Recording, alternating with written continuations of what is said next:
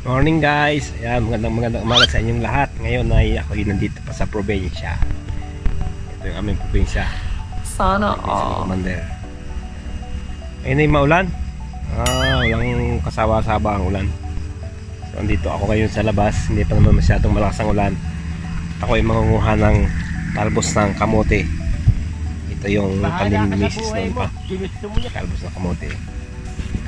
So ayan.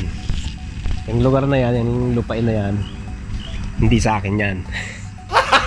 Gago! Binibinta nga yan eh, kaya lang wala pa tayong pera. Dapat kung may pera lang ako, babayaran ko na yan eh. Babarayan ko na yan eh. Subukan. Ang ganda sana rito. Masisira ang buhay mo. Sa bahay. Pwedeng pagtaniman ng karlubang, muting kahoy at saka mga mais. Mais, palay din. Sana all. Ang ganda sana kung may pera lang ako. Binibinta kasi yung lupa na yan. Kaya lang mahal. So wala tayong pera para dyan. Ngayon kukuha lang ako ng talbos ng kamote. Ayan. At ulam mamaya. Kasama ng pritong kahit galunggong or tilapia. Ito yung pinagkaabalahan ni Commander noon eh.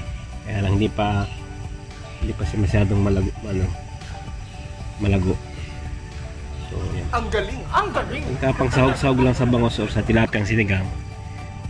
Ginisang kamote, talbos ng kamote.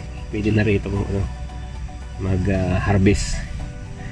So ayan nga guys, manguha muna ako ng talbos ng kamote para mamaya meron na kami pang ulam. Okay, thank you. Few moments later.